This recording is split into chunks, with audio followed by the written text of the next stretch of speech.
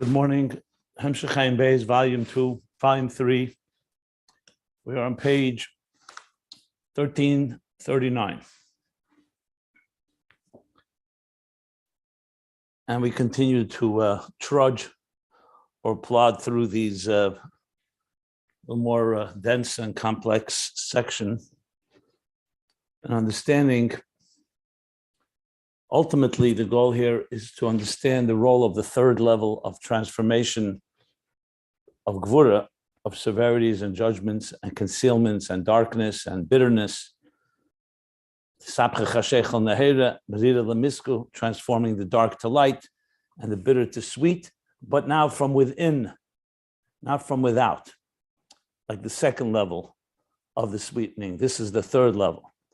And the key things to keep in mind in the thread of this plot, to not get lost in the woods, is that this is coming from within, even though it's Eina Gvuras Nimtoken Ela B'Sharsham, that the Gvuras are sweetened, the Gvuras are not sweetened only in their source. So as he explained, in the power of their source, which means the source is embedded in them. And what is that source? Ultimately, the Helam Ha'atzmi. That because the divine is not defined by Gilui, if godliness was defined only by Gilui, or at least our access to godliness was only through revelation, then darkness, the only way to deal with it is to dispel it, is to override it, is to neutralize it, it's to nullify it. The different expressions we learned and used, whether it's sweetening it in the first level by putting a lot more chesed in it so the waters get overwhelmed and overridden simply bottle, because they are nullified in the presence of so much more chesed, or that it's a higher level of chesed that comes from chesed of atik, like we said, chesed dikshet, that transforms it, but it's a transformation from without. Regardless, that would have been the best possible scenario. But since godliness is not limited to Gilui, and on the contrary, God is not defined by Gilui, it's actually the power to conceal is perhaps even deeper than the power to reveal, not perhaps, but is. And he's also made it accessible to us. So then in the darkest of dark, there's yet another ingredient. Not just that it's for the purpose of becoming sweetened. In other words, darkness, tzimtzum b'shvil hagili, but the tzimtzum itself can manifest and ultimately reveal, quote unquote, reveal the Helam Ha'atzmi. But that's coming from within because it's a koyach nelam. That was a critical piece that led us into this whole discussion when he went into Hine Mokim Iti, V'nitzavta Latzur. What we're talking about now, the Nikras Hatzur, the whole way that Moshe was concealed in the crevice in the rock. That began on the bottom of page 1333. If you look right before that, the discussion was all about the Koyach Nelam, going back all the way to page 1329 and 1328. If you look at bottom of 1328, actually asked that question. He said, isn't the third form of sweetening also coming through, not on its own? It's also coming through Eir Elyon. So he went on to explain that, in other words, the Shefer Gadol, Yom Kippur, is also a force that awakens the lost souls, even this darkest. So he went on to explain that no, there is the Shedesh Gevurah is in a form of Helam and a complete concealment. And since it's completely concealed, it's within the Gevurah itself. It's not coming from a force outside of it. And that's really the central theme that is running now all the way back from page 1328, where he began explaining this idea through the whole topic of Avir, the Avir of the Rishimu, and both aspects of the Rishimu, but primarily the main aspect of the Rishimu, Etzem Nekudas Rishimu, which is Koyach Hagvul, the Helam Ha'atzmi. So all of that refers to Koyach Nelam, which is accessed in this darkest of places. And even though we are learning there's an element of tshuva, but remember he said Yom Kippur and the Shefer Gadol is not necessarily through tshuva. That's a force that just awakens. Obviously tshuva, a person does tshuva, and when it comes from the depths of the animal soul, from within us, not from the divine soul, that too is an expression of this third level of the sweetening. So it could either happen two ways. Either there's just an awakening, like the Shefer Gadol that awakens the Evdim Be'eretz Asher, the lost souls, or Yom Kippur, even Kal Shebekalim, they have some type of inspiration, not from any light, or it can be that the inspiration is what is the tshuva that they get, and the tshuva is coming from their distress, like he said, from the darkest of the darkest place, and that in turn is that force. He explained Rabbi Lezer ben Derdaya. I'm mentioning it because it's going to be mentioned again. Rabbi Lezer ben Derdaya was an example of that on, where was Rabbi Lezer ben Derdaya? That section there as well, if I recall correctly.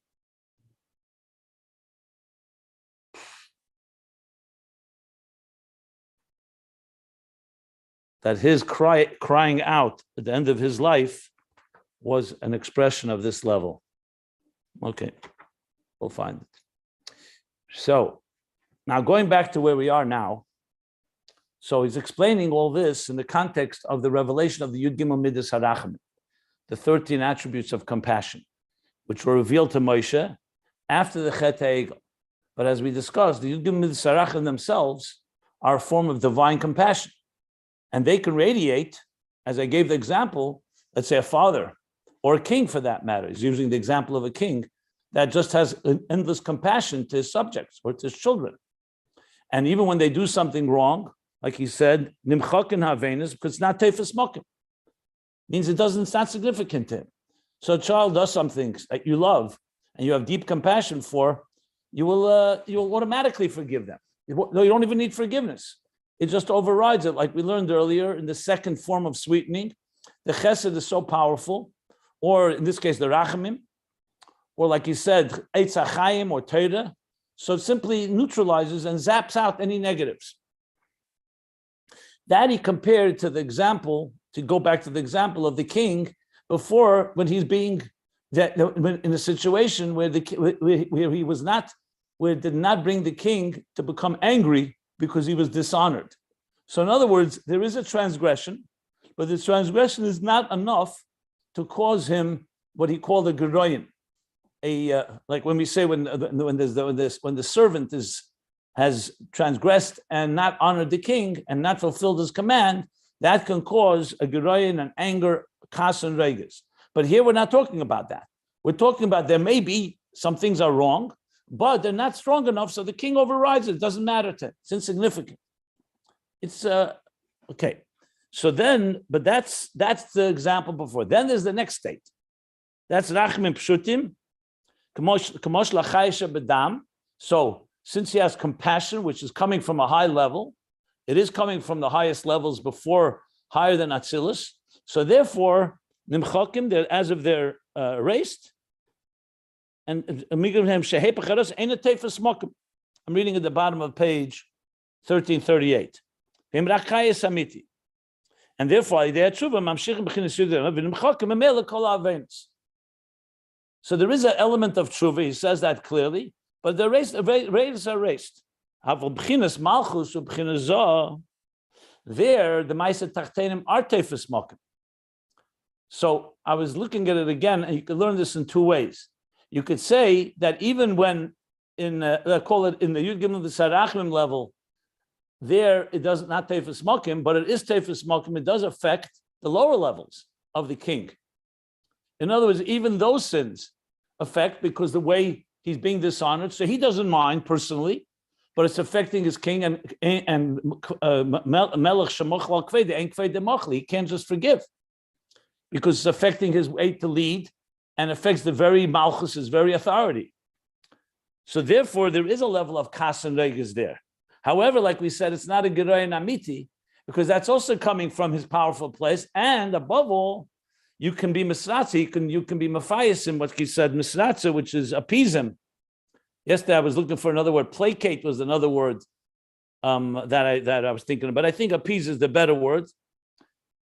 And this anger, like he said, is coming from a very intense place, even more powerful than the powerful satisfaction he has when you do fulfill his will. And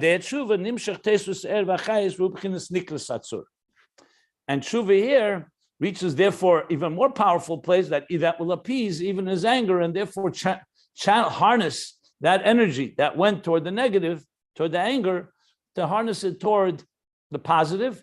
And that's called Nikra Satsur, which is higher than the regular Yud Gimel Midas Harachmim as they are in their location, where the Kas and Regis doesn't affect them in the first place. It's not Tefes Mochin. So then the Rebbe Rashab went on page 1339 and said, but one second, isn't the Yud Gimel Sarachmim meaning even the first level, before Nikra Satsur, before we're going into the Helam Ha'atzmi, or what he called Butzina de Gevurah Savatik, the Yud Gimel Sarachim themselves are also coming to forgive in the sins. And he brings two Maimar Hazal to prove that, where it says that God removed his anger from them in the Medrash, and the Gemara Rosh Hashanah, that God says whenever the Jews sin, here, do follow this method, follow this system, and I will forgive them. So the Rebbe Rashab says, Yesh Leimer, the difference between them, between the Yud Gimel Sarachim, like before he got angry, and that where it's not Tefes Mokim, and the Yud Gimel Sarachim that are evoked after the anger through the tshuva and appeasement. So he says the difference is the Yud Gimel Sarachim is Akshemai Viponim Shel Zom.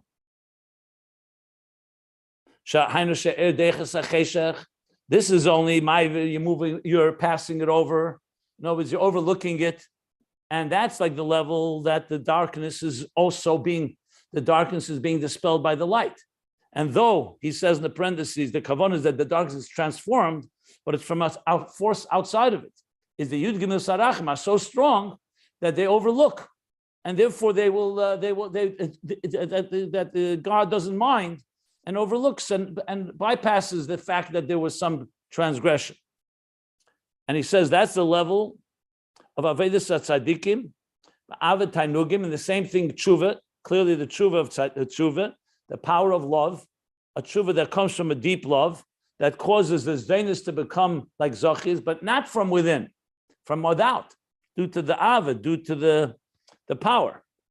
So even when there's no Chedra Oven, Tzaddikim also can do tshuva ma'av, by getting closer to godliness, as we've discussed. And that's in general the tshuva from the divine soul, where there's tshuva ma'av.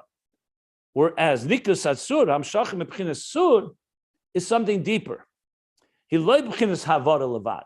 That's not just by bypassing, that's just overlooking, by Yavir, where he just overlooks and ignores. Ki ima sha'cheshech nepech la'er. That the darkness itself, and that's the tshuva that comes from the meitzar, from the stress, and from the animal soul, dafke. And that's where we stopped. So that's so far what we've learned. He's now going to explain this further, and it also continues to be based on the Maimer, as I said, just to clarify again. There's a Maimer, the Alter Rebbe said a Maimer, Kibiyem Azeh Yechaper, Tovkuf Samach Beis, in 1801. Probably said on Shabbos Shuvah, it looks like. Then it seems like they said a beard on it, either the same Shabbos or maybe closer to Yom Kippur or Motzei Yom Kippur, which was possible as well. It's not clear when the second one, but there's a beard on it. The Maimer itself is printed in Likutei Torah, the first Maimer in Achrei. There, the main point there is about Sur, what we learned, what he brought and cited on page 1334. That Sur is the root of everything, and Tshuva reaches into the rock, which is like it's Surah Chalomish, which is like a flintstone. So even when there's no fire revealed, like it is in Aved of Tzadikim, so by a person who sinned and the fire is not illuminating, he can access the Tzur through Tshuva. And the Tzur is a deeper level, Gevurah Savatik, Pushina de Kardanisa, Rishimu in the language here. It doesn't say all those languages there, but that's the thing. In the beard of B'yem Hazeh Yechaper, which is printed, number one, in Maimori Admur Hazokin's Tovkuf Samach Beis, right in the beginning, is this beard, which has many more details, which are essentially the basis of everything we learned from 1334 and on, including the whole difference between Chesed and Gevurah, the animals and the cattle, and the difference Arba. The Yitzchak is Arba in the Gematria Yitzchak, and everything we're learning here about Gevurah Sta'atik and about Ver Kvedi V'Samticha is in the beer. So it's printed initially in the Maimori Admur Hazok and Tovkuf Samach Beis. with the Hagos of the Tzemach Tzedek in Derech Mitzvah Chelik Beis, or otherwise known as Pirush HaMilas, and another version of it in the Maimer that I posted in Eiratei Yom Kippur, which doesn't have all the details that is there in the Derech Mitzvah, but it has most of it. The thing is, the Eiratei is printed with a lot of mistakes. There's a lot of typos there. But that's the one I posted. I composed the other ones as well, but I don't think it's going to be a little overwhelming. So that's what I've been referring to when I quote from those Maimarim. And that's where he talks about what exactly is Kfedi, what we're talking about now, the Kovid. This whole piece about Kovid, in addition to what we learned before, is all taken from there with elaboration of the Rebbe Rashab. He's definitely elaborating on it. And the more you look there and here, you see how he's understanding the Pshat. So that's just some technical housekeeping information. Now he's going to continue, which is also from the Maimer. We're going to continue now. He's going to explain now further explain the difference between these two forms of it's going to be two forms of Gevurah that associate with Yud Gimel Midas HaRachmim and the Tzur, the Rak. But I'll stop here if anybody wants any clarification. You want to ask something?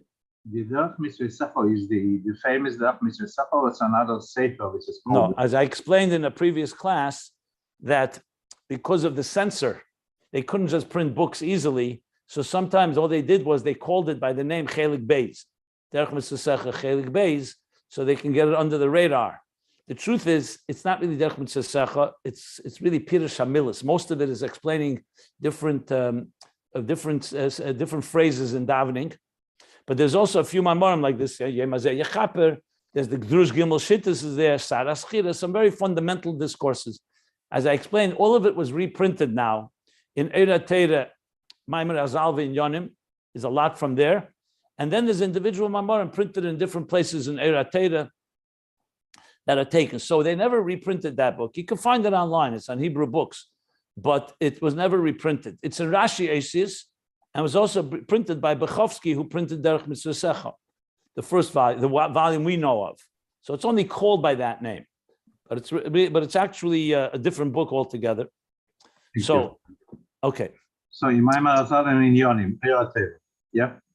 Yeah, but this actual Maimer is not Maimer Azal in Yonim. This actual, because Yom Chaper, as I said, is printed in Eiratei Dvorim, volume 5.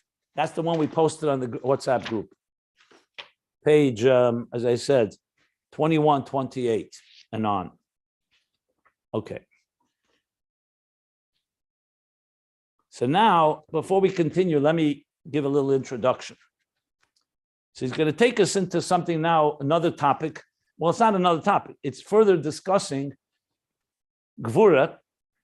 And remember, let's keep in mind, the power of Tagbeirus HaChayis is now the root of also the Gvuras and Simtsumim in the lower level. Remember, we said that Gevurah has two interpretations. One is Simtsum and limitation. Keep this in mind. This was on page 1334. Beis Piroshim Shein Hofchim Zemezeh, but Haba Hatalya. So one is Gevurah on the lowest end of the spectrum. Limitation, restraint, even stinginess, severity, din and viregas, anger,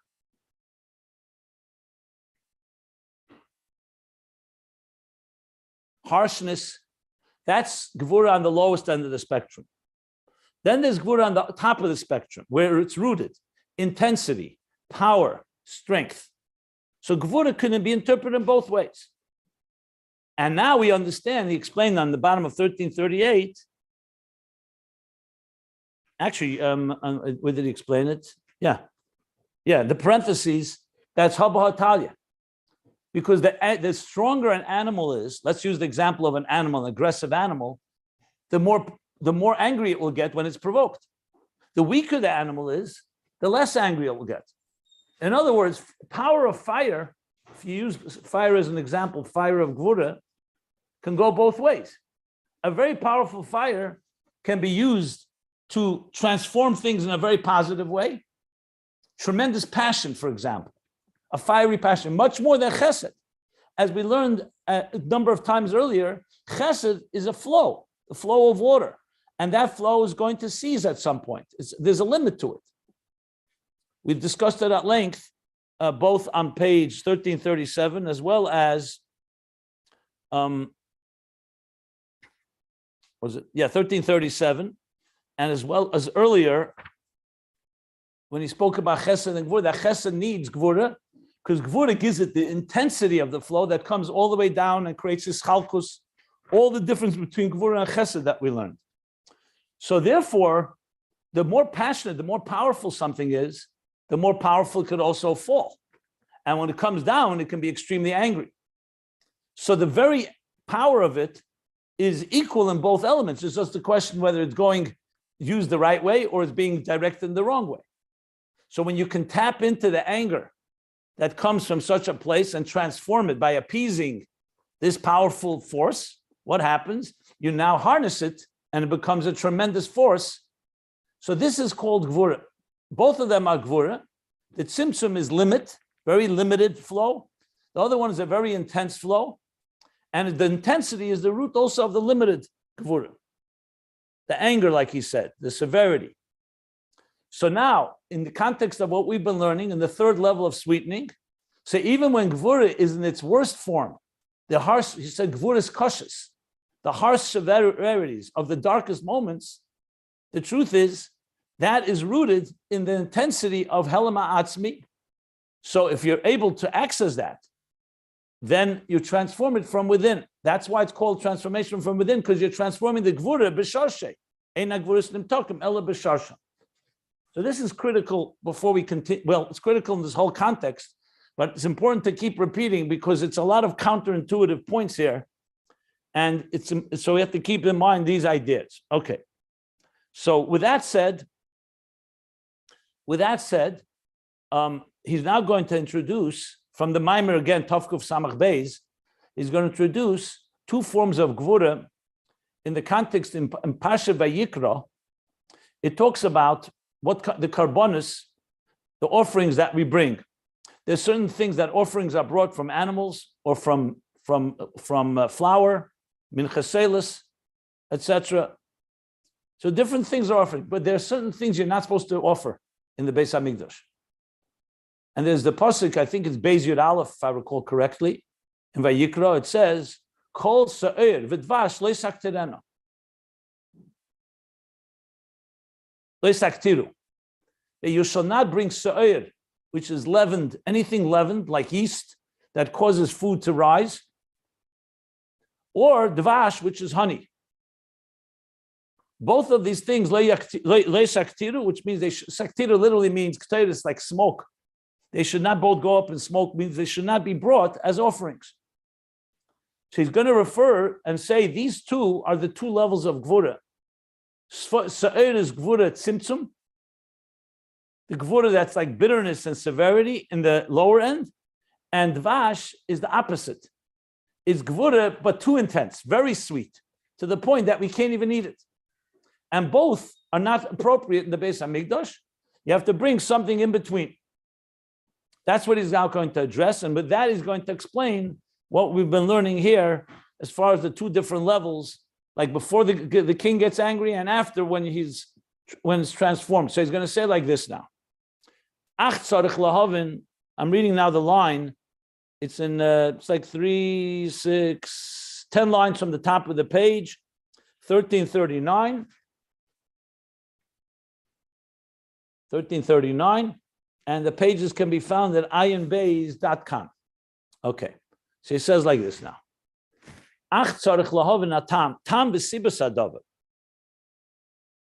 You now explain that Yud Gimel Sarachim and the Tzur are both forgiving, but they forgive differently. One overrides or overlooks by Yaver, and one transforms from within. What is the reason and the cause for this difference? Both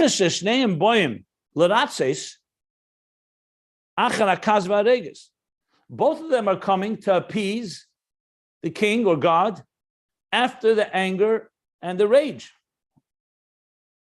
I know, before it seemed to appear that the Yud Gimel Sarachim was before the rage. But now he explained that Misrachim also comes to forgive and the Avenis, except that forgiveness is a different sort. So clearly he's talking about different scenarios here. So he's saying, since they both come to Laratzis, which is to appease, why is there a difference between them? Or what's the cause? What is the reason and the difference? We'll get back to the question, to the answer to this, but he's going to now reintroduce what I said. Ach, hu al pi hamavur b'masha kosav, will understand this. However, we'll understand this according to what it's explained in the pasuk, and what it says, ki kol se'er v'kol dvash le'saktiru. All everything that's leaven, and kol dvash, and everything honey. And as Rashi says, and the Gemara says, dvash here doesn't just mean bee honey, it means any honey from any fruit. Any extra sweet thing that comes of honey, different types of honey. Date honey. We talked about other honeys that can be, I think what other honey did we talk about earlier? Forgot already. I thought there was another honey. Regardless, lo yisaktiru. The shneim, why not? The shneim heim mebchinas hagvura, because both sa'ir and dvash are both from the level of gvura, and you don't bring gvura to the Beis Hamikdash. We'll learn why shortly as well. We'll discuss this. But there's two types of gvura. So it explains now why. Why are they gvura? Shari sa'ir hu betekef hachmitzus shezeh bchinas hagvura. Sa'ir, leavened like yeast, is betekef, is intense. Chamitzus is not bitterness. What's the word? Acidity. Sour, right. It's the intense sourness. So it's the opposite of sweet. Chesed is sweetness. Chamitzus is sour, but it's intense sour. It's very sour, like sourdough is the ultimate. I even think the Mefarshim talk about sa'ir as sourdough. It's the ultimate form of sa'ir, not the only form. Shezeh b'chinas hagvura. What about dvash? Dvash would be the opposite, seemingly. Dvash is sweet. So he says, "V'dvash hagamshu mosuk." Even though it's sweet, however, the sweetness is extreme. To the point that it's difficult to eat as well. Try to eat honey, raw honey. You can't eat much of it, if at all. Ukameisha kosav dvash matzasa. Ochel dayach. When you found oil, you should be careful. Dayach, limit the eating of it. Pentis be'enu v'ak'esei. Because if you, in order to prevent that, you shouldn't fill yourself with it and then ultimately expel it, vomit, throw it out, throw it up. So you see clearly that dvash is something that you have to be very measured in how you eat it, because it ultimately is not really consumable. Where does that say that pasuk? Dvash matzasa. That in Mishlei? Someone wants to look it up.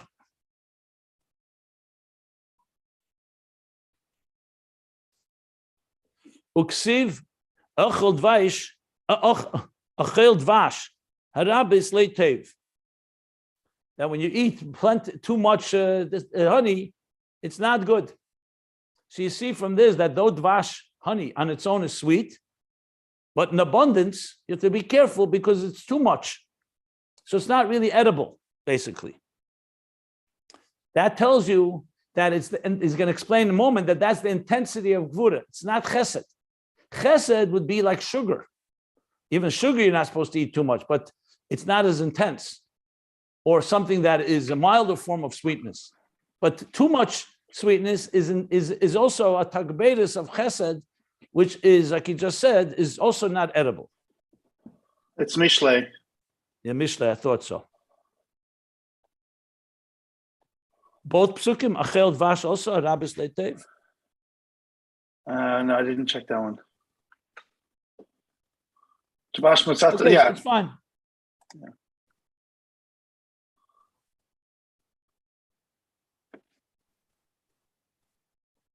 Okay. Yeah. Ubekisva Arizal, Isa, and the writings of the Arizal, it says, the Dvash is the Yeah, it's gematria. one, I'm sorry. It's one pasuk. I'm sorry. I got lost. Oh, it's all here, but one it's pasuk? Okay. pasuk. Yeah. How do they Yeah. translate? You have an English translation there in front of you? Yeah. It says, if you find honey, eat only what you need, lest surfeiting yourself, you should throw up. Yeah, exactly as I said. And the Chil Dvash, okay. It's all one verse. What's the verse, the actual verse? What's the number, chapter and verse? I think it is a It's Mishnah. Chaf Hey, the parak Chaf Hey pasuk 16. Test Okay, Tazayin. Okay, good. 25:16. Correct. Okay. So now the Kisva Rizal explains that Dvash is the letter Shin Vav. Dvash is 306. Dvash is Shin. Daled Beis is 426. And what is it, the Shin Vav of? Shin Vav of Shefer. So Shefer, we know, is Din. V'hu Sheirish HaShin Chav Dinim.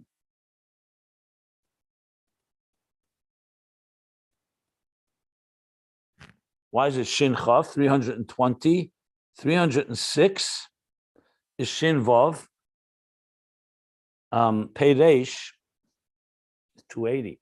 Not sure why. But regardless, is the root of the 300 Shach Dinim, the 320 Dinim. 12, 14. I have to look up why it's Shin Chaf Dinim, but regardless, based on the Arizal, clearly Dvash is connected to Shin Vav, and Shefer is connected to Dinim, to judgments and severities of the root of the 320 Dinim. So now we have that both Se'er and Dvash are both Gevurah. So then what's the difference between that? So he goes on. Rakahefreshu, only the difference between them is this. The Dvash who din the godless. Dvash is a expansive din, judgment, or din, Gevurah. The Se'er din the katnus. And Se'er is called din the katnus. So the few words on what godless and katnus means. We already learned these words earlier. If you remember, godless ha-mochin and katnus ha-mochin. So in a very literal sense, katnus ha-mochin is like a child's mind, immature, not developed yet. That's why it's katnus, small. And godless is a mature mind, a developed mind. In Kabbalistic terms, when you say someone has mochin de katnus, means they're still limited in their capacity to contain things. That's why a child gets quickly angry, as we mentioned, because the mind is not yet ready to contain. So if you disagree with a child gets, anyone that's immature is like that. Mochin de godless is a sign of maturity, and you could be sevel. This is the expression of chassidus, sevel beis deis hafuchis. A person with a broader mind can hear two different opinions, even that are disagree with him or her. Because Mochin de godless is an expansive, mature, developed mind. So godless and katnus are words used primarily in Kabbalah, and chassidus, of course, cites it in that context. Whenever you say something is katnus, you mean it's in a more diminished form, and godless in a more expansive or developed form. Like when you say, for example, Zoyer Ampin and Arech Ampin. What does it mean in Aramaic? Ampin is a face. Zoyer Ampin means a small face. Arech Ampin means a long face. So explains that when the Eibush is Erech HaPayim, meaning it's part of Yud Gimel Midas Sarachim, actually, he's able to be sevel, he carries, and he's not, it's easy, you can appease him, he's able to, he's in a state of godless. When godliness in a state of katnus, is far less tolerant. As we're going to learn in Golus, we would say that a Lakus is in a state of Mochin de Katnus. In Geula, a Lakus is in a state of Mochin de Gadlus. So in Kabbalah, you'll say Yetzias Mitzrayim was a gili of Mochin de Gadlus to take them out of the Mitzarim v'Gvulim, the limitations of Mochin de Katnus in Mitzrayim, in Egypt, in a limited form. So it's really an expression of essentially speaking about things in an expansive way. So when the flow is, let's say, when the flow is coming narrowly, you'll call it more katnus. When it's coming expansive, it'll be godless. Now he's applying this to din. So in din 2, there's din the godless, like he says, godless, what he just said. Din the godless and din the katnus. In the context, what we were learning earlier, for example, you could have, let's say you come before a judge, and the judge is a very small-minded person. And he's very angry at what happened. So then he's in a state of din de katnus. So you can imagine the judgment is going to be quite strong, but it's not coming from godless, it's coming from katnus. You can go before a judge or a melech, a king, and he's in a very expansive place. But the thing that was done was a serious crime. So he's not coming from a narrow way of looking at it. It's coming from an expansive way, but it's din de godless. It's a very powerful din coming from a very expansive place. It's also din, but it's a different sort of din. So now he's going to apply this to Se'er and Dvash, and to our context of, obviously, this is connected to the two interpretations in Gevurah that we learned. But let's continue reading. Let's see where it goes. So he says like this now. And elsewhere it's explained, Barichus, at length, Inyan din the godless the Dvash. What this means, the din the godless of Dvash, being too sweet. It's so sweet that you can't even eat it. In other words, it could be destructive and its sweetness is too sweet. So he says it's explained elsewhere at length. Essentially saying he's not going to bring that explanation. Ach, Banegeya Khan, who, an interesting expression, we haven't found that so common. He says what's relevant to us is not that whole arichas. I'm going to just cite what al derech moshel hadvashi yesh be'ribui hamitika be'yeser at shekosha lahanefesh la'ichle. So the idea is explained elsewhere. The mimer that I refer to in the Tovkov Samach Beis, he speaks about it, but it's not arichas, it's gedela. So it must be elsewhere. I have to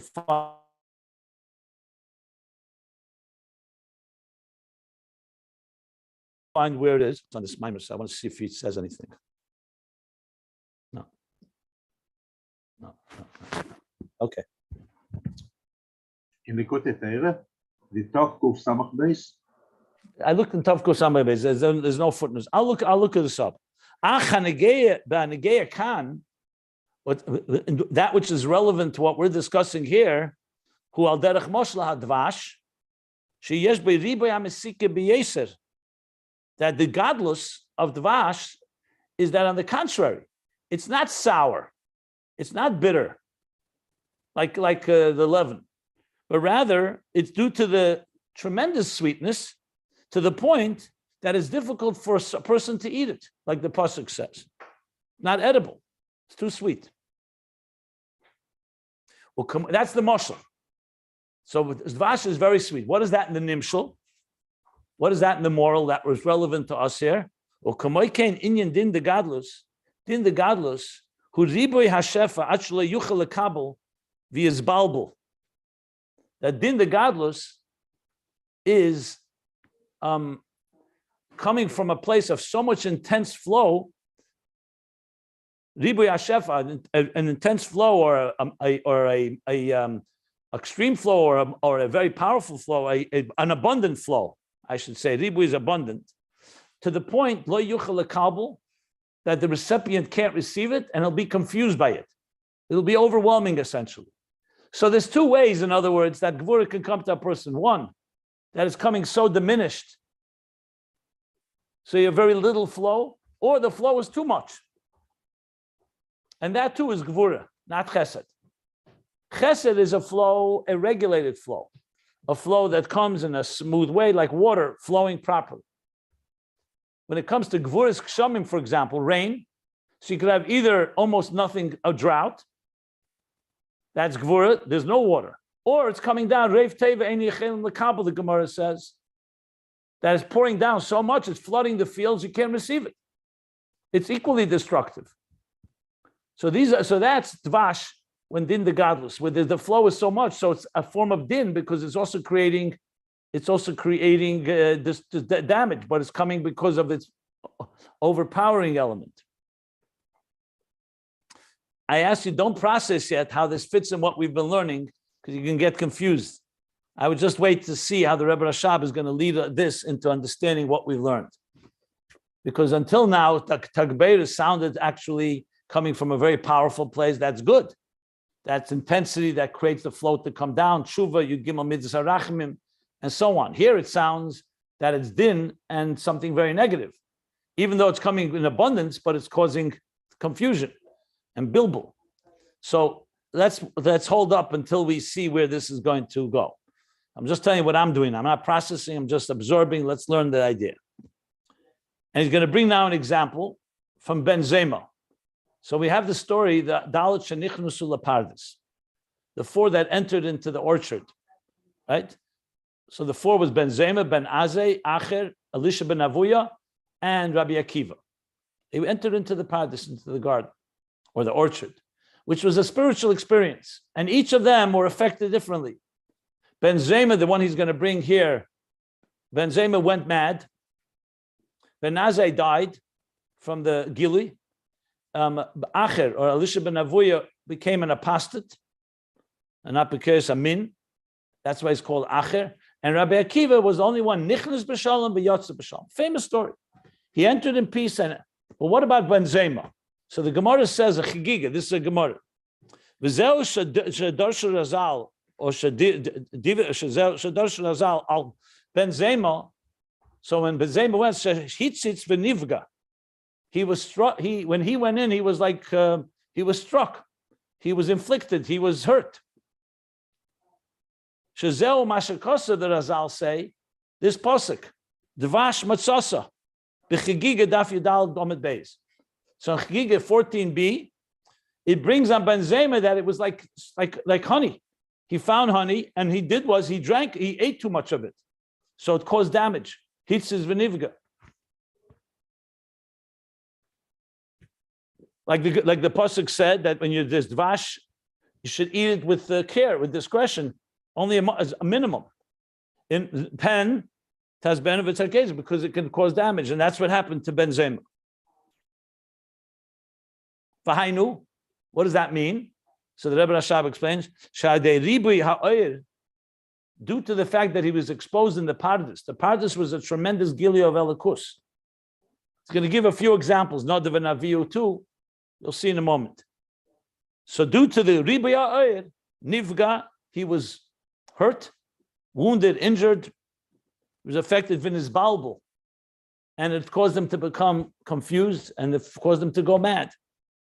Sheyotze medaite, that he literally went mad. So it was not due to a diminished flow. It was too much. It overwhelmed him. This is essentially, just for the record, I speak about this sometimes, the topic that there's a very thin line between genius and madness. Madness is not, people think madness is a form of diminished intelligence. It can actually be a form of too much. And it's so overwhelming that the person can't contain it. Okay, so we see from this that this is called din the godless. It's din because it causes damage, but it's coming from too much flow, not too little flow.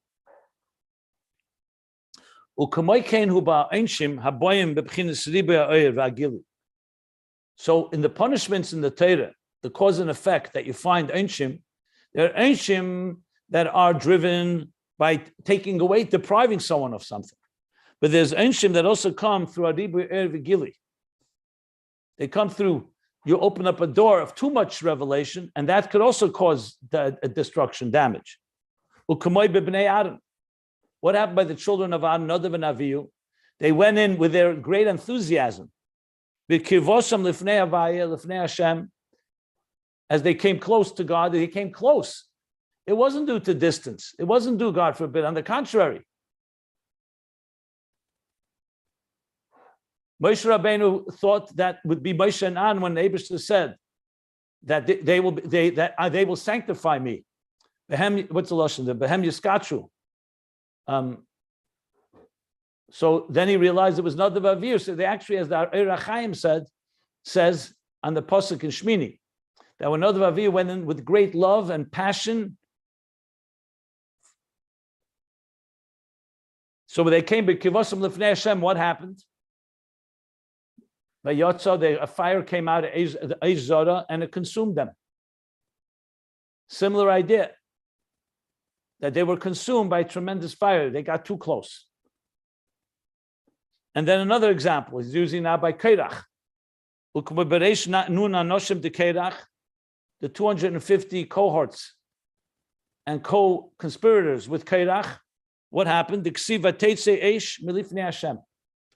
A great fire went out before God and consumed them. All these are punishments that are coming from a ribui oyed, not from a diminished, not from depriving, not from limiting, but from overwhelming them.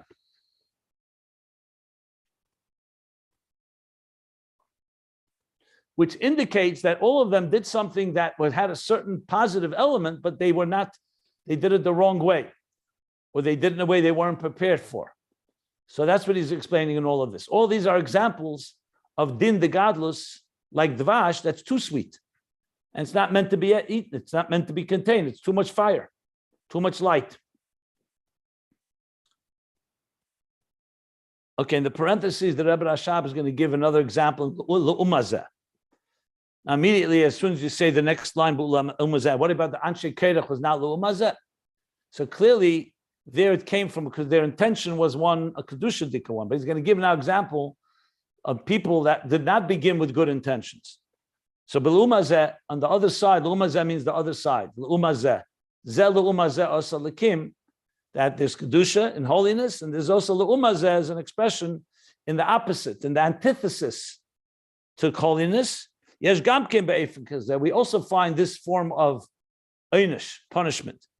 Ukubei b'machnes Sancherev. So when Sancherev went to war, so Machnes Sancherev was the camp of Sancherev. The Ksiv, Vayetze Malach Hashem, a Malach Hashem, an angel of God came, Vayak, and he struck them. Vayak, he struck them. Vayak.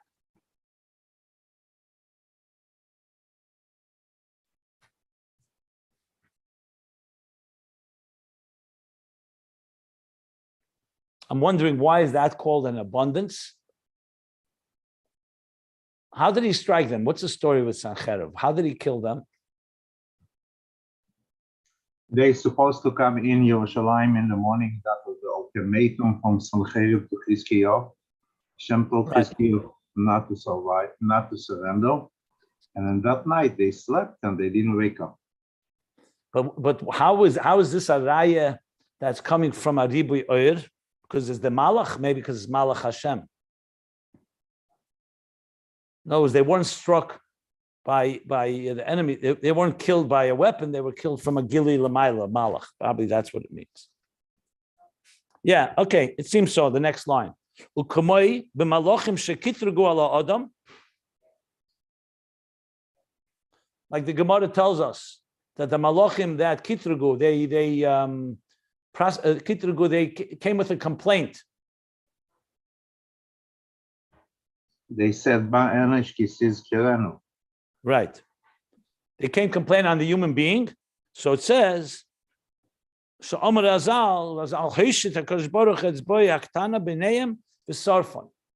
God extended his small finger, which is obviously an analogy that even a small finger of God, even a small revelation is already enough to consume them.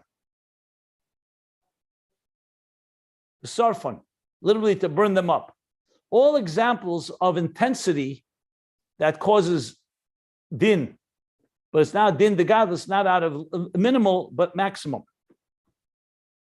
Yeshlemer, and we could say the bechlal zeh, that included in this, Umashakosev u'mishalim el seinov la vide.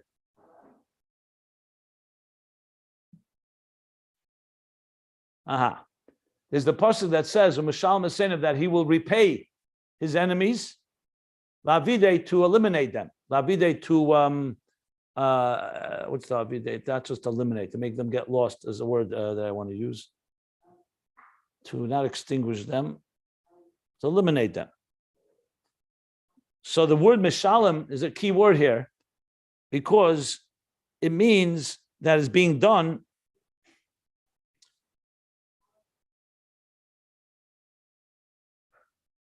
not through the minimum, not through a lack of flow, but by overwhelming them. if I recall correctly, that one of the ways that God eliminates the enemy is by overpowering them with so much intensity. Like for example, what the pasuk says, that they eat so much that they literally die from overeating. So it's more from abundance rather than from minimal. I think that's what it says. I have to look it up. Yeah, look at the next line. It's the same pasuk. No, Senecha, ki gacholim ata cheta. I think imroev seinacho hachileu lechem. Right. Exactly. When your enemy will be hungry, give him bread, and he'll die from overeating. Like you have to be careful. And what's gecholim ata cheta? What does that mean? Gecholim are coals. Is the end of the pasuk? Kirov senecha. Yeah. Uh-huh. Maybe. So in other words, when a person who's hungry eats too quickly or eats too much, it's going to cause him to die. Okay. No. I think that because he is Yosene, he could not stand that you are giving him all of these good things. It's like you're putting coals on him. He cannot stand it that you are so kind. What does cheta mean? You are putting hot coals. It's like it means to heap, like to really pile it on. Right. It's, okay. I thought it's so. It's mishle. It's okay. mishle. It's the same parak as the prior one, but a different pasuk. How do they translate? What's the translation there? Just a second here. You will be heaping live coals on his head, and God will reward you.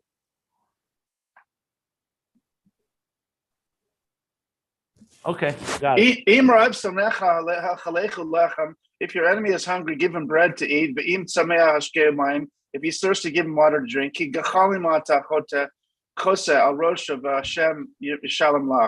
You'll be heaping live coals on his head, and God will reward you. Like it's just like you're saying. Okay, I got it. I just was double checking. Yeah, I was just double checking. Yeah. So all of this is in the parentheses. He's bringing. So outside the parentheses, he spoke about people who were people of quality, and they were overwhelmed and or burned, literally burned out or hurt by the abundance. Here he's talking lumazes, sancherev, or the enemies, and so on. Got it. Okay. So how's it relevant to here? So he goes now back. The kol zeh hu shebareges leinases siluka'er. All this we see that the anger from din is leinase siluka'er. That the anger is not causing a retreat or a limited flow. Ki'im adarab shenim shechalav ribei. So you could say when a person gets angry, they withdraw and withhold. Let's say in a very simple thing, God forbid, comes whether it's spouses or friends, and there's anger.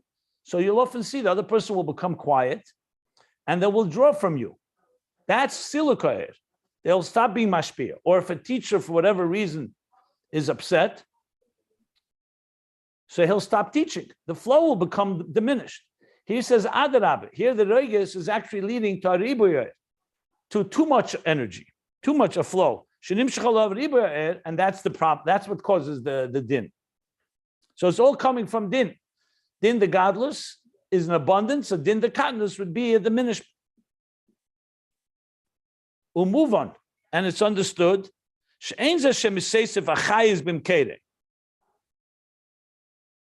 He's adding an important qualification, I see it. This doesn't mean that now that he's in a state of anger, it's adding more energy in the source. Nothing has changed in the source. So in other words, the anger is not increasing energy.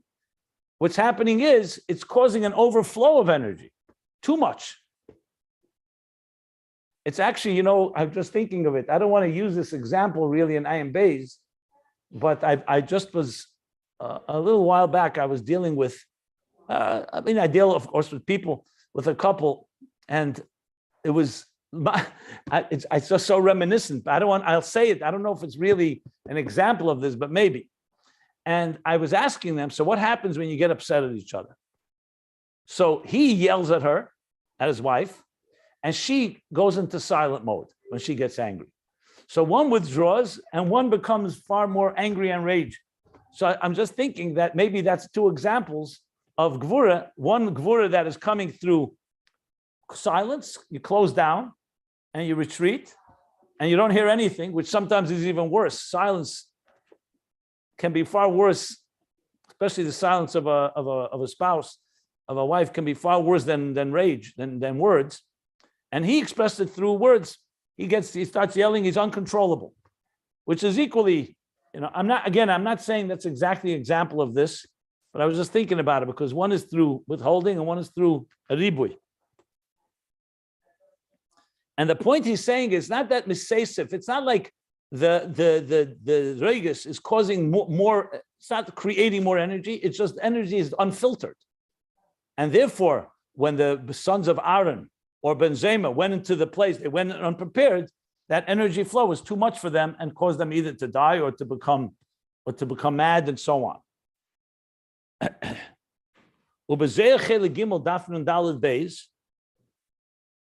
54b in the third volume of Zohar, Al Posuk Yeshev B'Shamayim Yischak, one who sits in heaven smiles or laughs.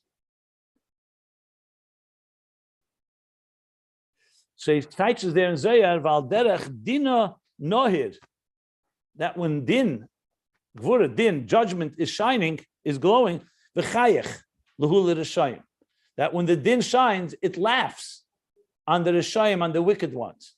So you see here an example, it's not diminishment, it's laughter. The Noirlon Ulabosazim, and afterwards comes the anger. So first there's a laughter. God is like essentially laughing at the wicked ones. And afterwards is so you see here, it's an overflow. Laughter is a sign not of diminishment, it's a sign of more. But he's bringing the Zohar to prove, I believe, that it's not creating a new energy, it's just an energy that's unfiltered as it flows down and affects the wicked ones. I want to look in Zohar exactly, but that's what it sounds like he says.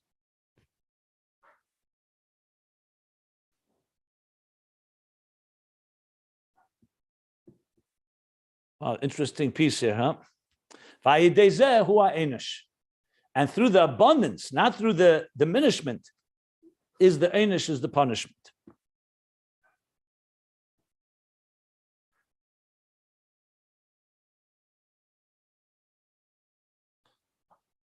I'll just read a few more lines just to finish the subject here. V'zeu b'mochin de gadlus. And this form of over-revelation, too much Gevurah, to the point that it causes this punishment, is in Mochin de gadlus. Why? Because the yechelim lisbel gamas hahepach. As I explained, Mochin de gadlus, you're able to contain and tolerate even something opposite.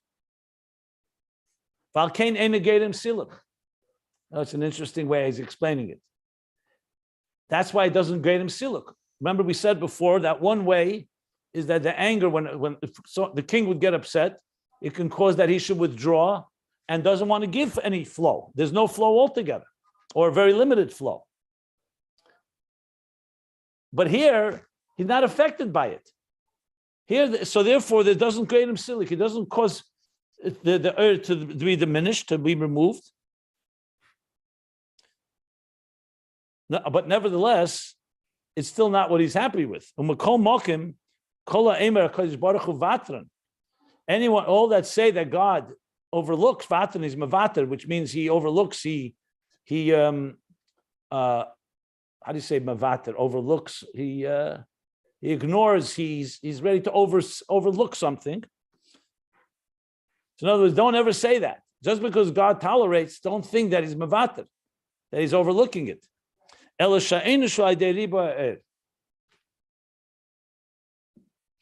So on one hand, the Mochin de gadlus is there, so it's not a diminishment, but What happens in this case is that it's an overflow. Now, this needs to be explained what exactly this means, because if God is not bothered by it, Mochin the godless, he could be sevel. In other words, the lower level is he can't tolerate it, so he has to withdraw. Maybe psychologically you could say, if somebody, let's say, upsets another person, so for many people that's enough for them to withdraw, and they retreat, and you don't hear from them, which is obviously not a good thing. But there's something worse in a way. If they don't withdraw and they engage with you, but they engage now without limits, so that you can be heard the other way around.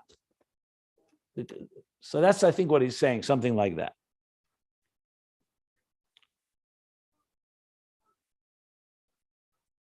And Sa'ir, this is dvash, this is honey. Sa'ir, leaven, who din the katnus. That's din the katnus. Shezehu, hainu rather. Hainu b'chinas Mochin the Zah. This is not Mochin the godless of Arich. This is Mochin of Zah.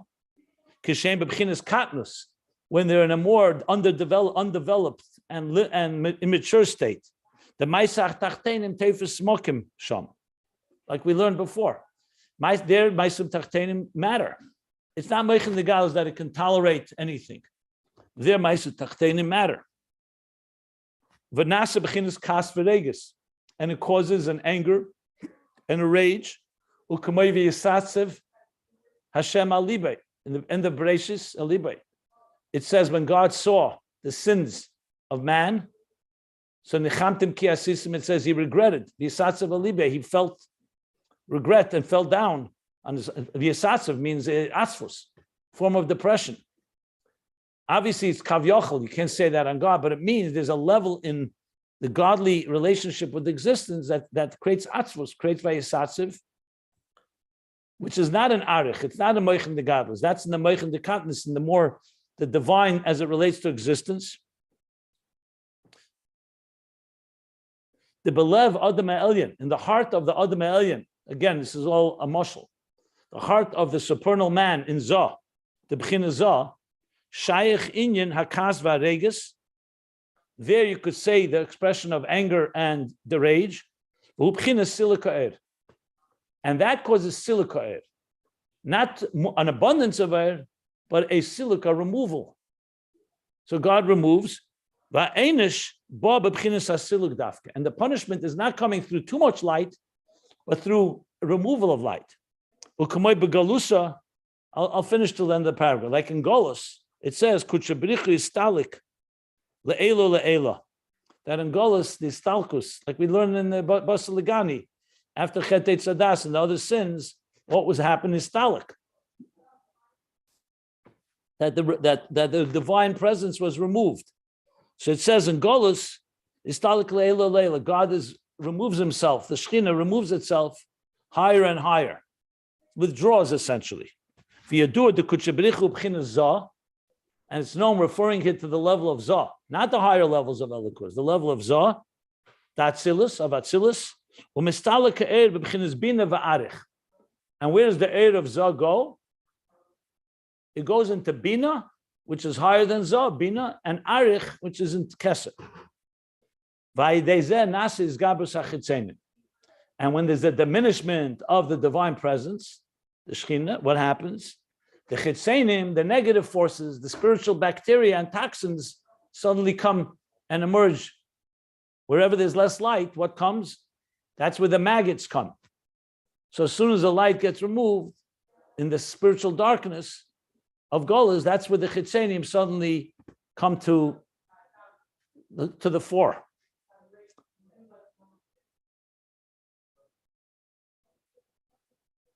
That the Esa shesholot Adam ba'Adam, who mitzat silika er ki yedu mavur b'malkamach become mekamus.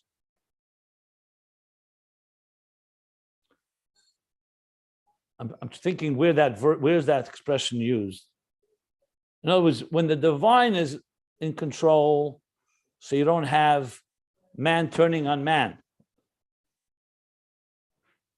But when you have the Shekhinah, the Elikus is concealed and withdraws, then you have one human being ruling another, and that's when you have this, that comes due to the silica air. Basically, when God is not in control, the human beings start getting control and they go to war with each other, like what happened by the Mabul, before the Mabul.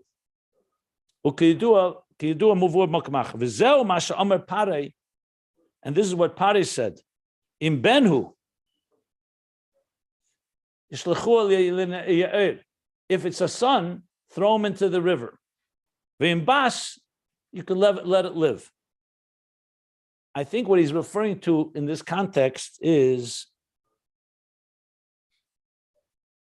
he just talking that Pari was just had the power to control life and death? Or does he mean something deeper about Ben and Bas? I have to look up why we're bringing Pari here.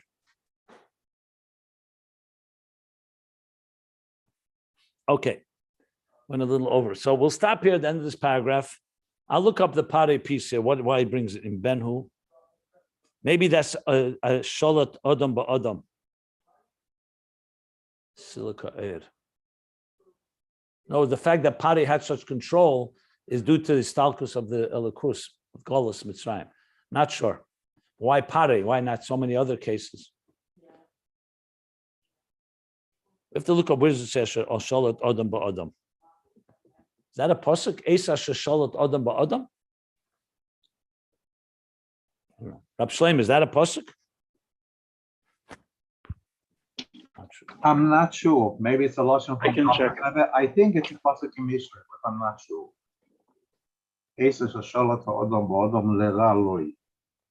Right. Maybe there he talks, maybe that's the example there about Pare. Okay. I'm going to stop here at the end of the paragraph. Any questions? It's in Koheles. Alice, yeah, I thought so. He says that's Kolza Raisi Vinasun. Sorry, do you want me to tell you where it says or no?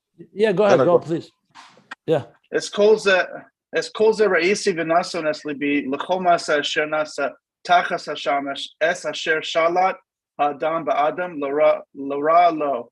Well, all these things I observe, I know that all that went on under the sun, while men still had authority over men to treat them unjustly. Right. That's probably Pari is an example of that, probably. Okay. But that's only when the silica shchina. It's not due to abundance of light, it's due to a diminishment. Okay, so I'm going to stop here at the end of this paragraph. Any questions, guys?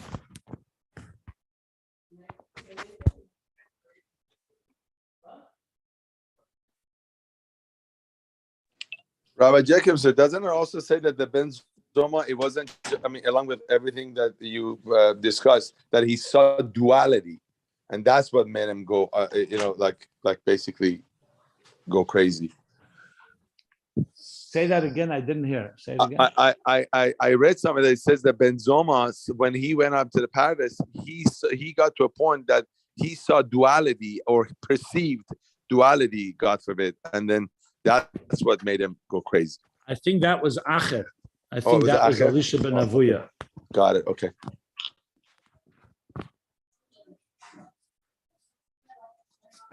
So look it up in the Gemara Chagiga, but yeah. Anybody want any questions, any comments?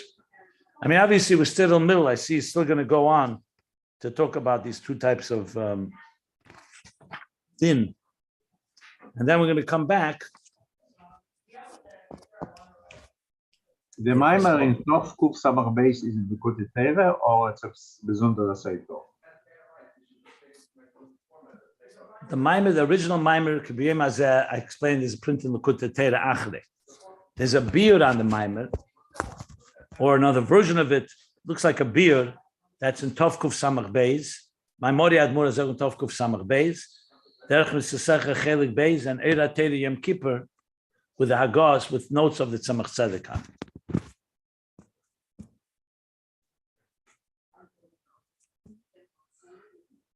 Okay. Thank you. Okay, so we'll stop here, end of the paragraph, bottom of page 1339. And I feel there's a light at the end of the tunnel here. We'll get it. We're going to bring it back to the two levels where Teifas Mokim, not Teifas Mokim. Yeah. Yeah, there is a feeling that the light in the end of the tunnel, because the whole entire thing with the riggers and the sichel, the take it for Yeah. granted. Not so Unbelievable material.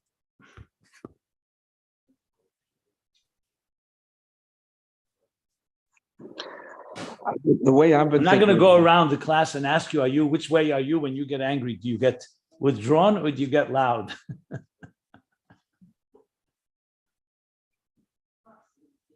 Or sometimes like this, sometimes like that.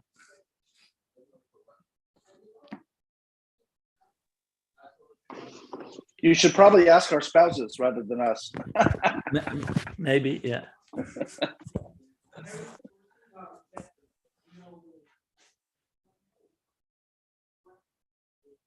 Okay, let's sign off here. Bottom of page 1339. Messiah B'Tev. It's Yud Beis, Yud Gimel Tammuz. Today is Yud Gimel Tammuz. So, Chag HaGeula. Everybody should have a very Geula-dika day and week and year and life. Amen. Thank you. Same to you. And Yud Beis Tammuz and Yud Gimel Tammuz is the ultimate testimony that in the darkest of the dark can find salvation, liberation. Sure. Yeah. Okay, so be well, everybody. I'll sign off now. Good day. Thank you. Yeah, thank you.